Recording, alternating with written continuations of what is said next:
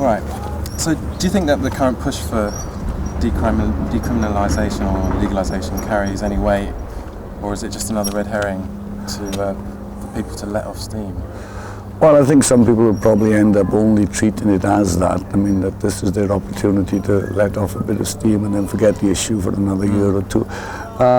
On the other hand, it obviously does carry some weight, indicative of the support that there is for legalisation of marijuana in this country. And, you know, we've got a dog going and very indicative of a change of mood in this country that's been fairly recent, I think, over the last few years. I don't think this would have been possible a year ago, even. So yeah, I welcome it to those extents. I wish that they would make a bigger point of decriminalising its trade as well as its mere consumption, because it's going to be a little inconsistent to have one without the other. So I wish they would push for legalisation with the same kind of gusto and enthusiasm that they are for decriminalisation. Also in today's Independent on Sunday, they're asking people to call them and grass up cabinet ministers if they'd smoked when they were young or something. I don't actually approve of grassing up anyone, actually.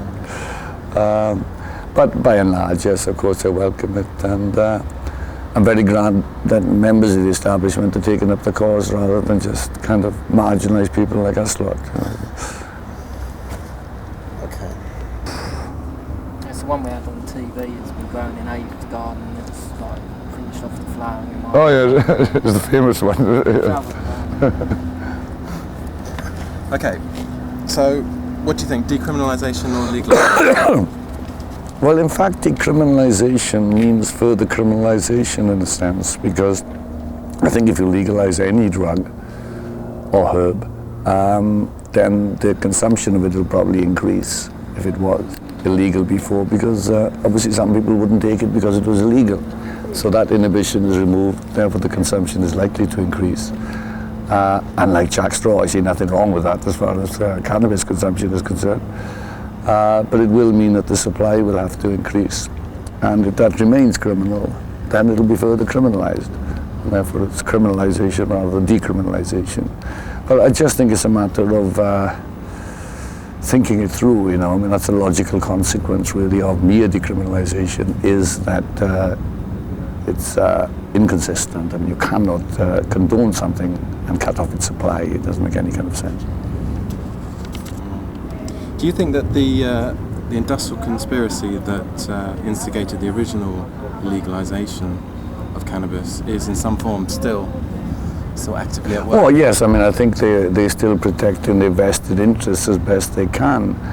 They are joined now, of course, by other sort of groups of and bodies who benefit from the prohibition of cannabis, such as, I mean, I suppose the obvious example is that, like, probation services, lawyers, screws.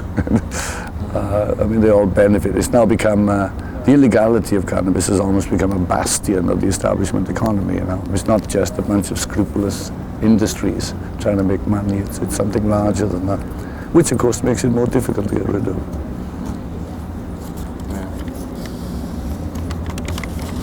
Do you think that the government are only interested in legalising or having legalised drugs that, you know, enhance and work with the economy, like i.e. caffeine? Well, I think they're too scared not to, you know, because the people who want to legalise coffee, tobacco and everything will just kick them around into submission. You know? I mean, it looks like that's the case. I haven't seen that as an explicit policy, but it doesn't surprise me at all. It does look as if it's the case, yes. How would you like to see cannabis sold in this country if it was legalised? In much the same way as cabbage is, you know, something that's normally grown in the garden, but with sort of facilities where the gardener's produce can be sold. So simple as that, really. Yeah. What have you been doing? You've been involved in politics now with? Yeah, earlier on this year I stood for parliamentary candidate in 4 constituencies.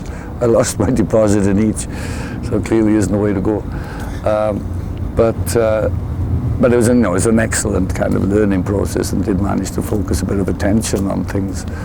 But I think it's more important really to influence the relevant parts of political parties that do have a chance of doing something. Obviously the Legalized Cannabis Party will not have a chance of getting into power as such and doing things.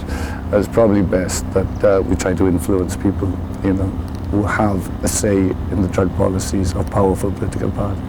If things haven't changed, like in 4 years' time, will you be doing it again? Oh yes, I'll carry on doing it till it's changed for sure, or I die or whatever. I can't see me having a change of mind about it. Yeah.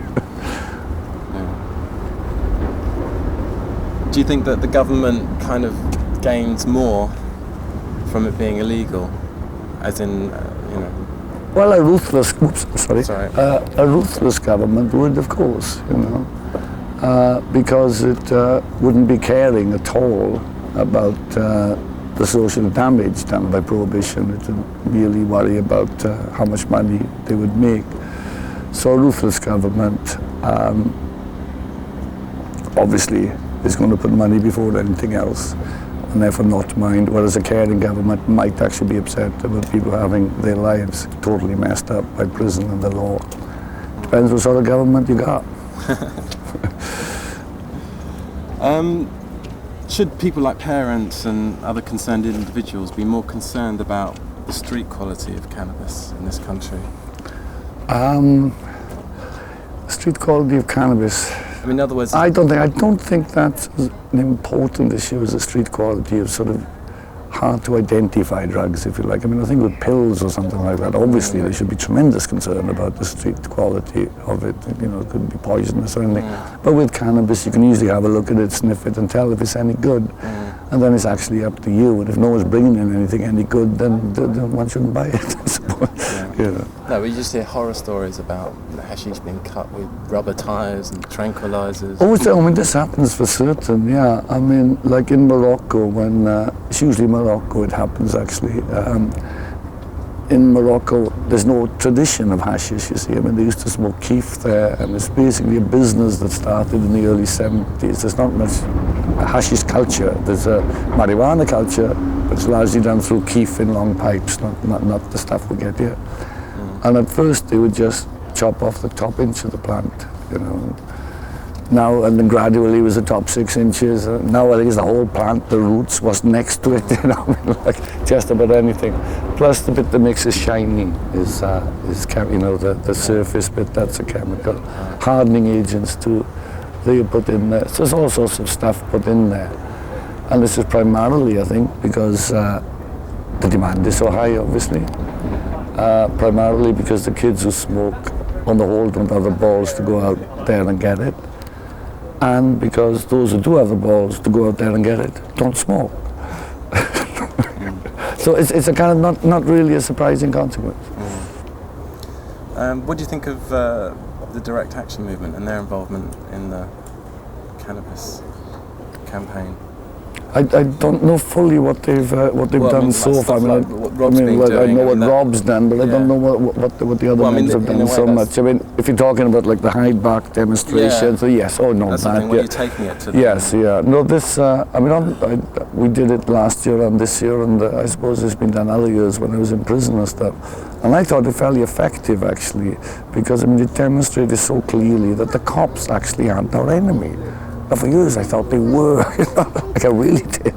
And in fairness to them, they have trod the streets for a long time and seen what is the problem and what isn't a problem, and they know that smoking cannabis is actually not a problem.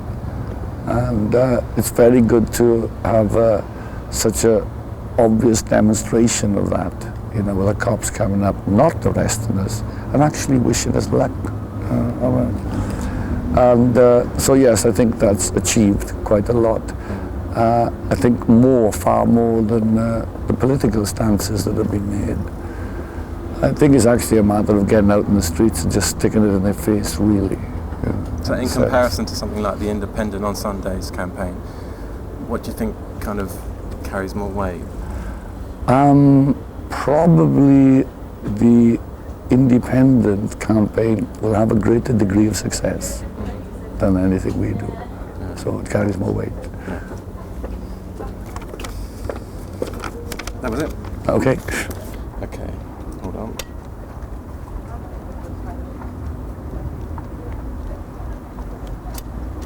Just change the framing a bit.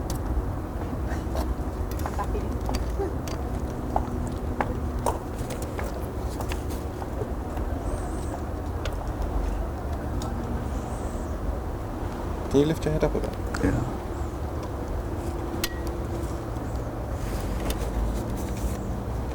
Must I be seen to be not reading? Better, yeah. Is that cool there? Yeah. Oh yeah, get that. Well, I'll hold it. What am I doing? Okay, all right, yeah. But I think you should talk it to camera. So Yeah, it's better all day, yeah. Yeah. Should we tell? Okay. There's nothing like sitting down with a big spliff and the latest copy of an occurrence. And the occurrence, the news the bastards don't want you to see.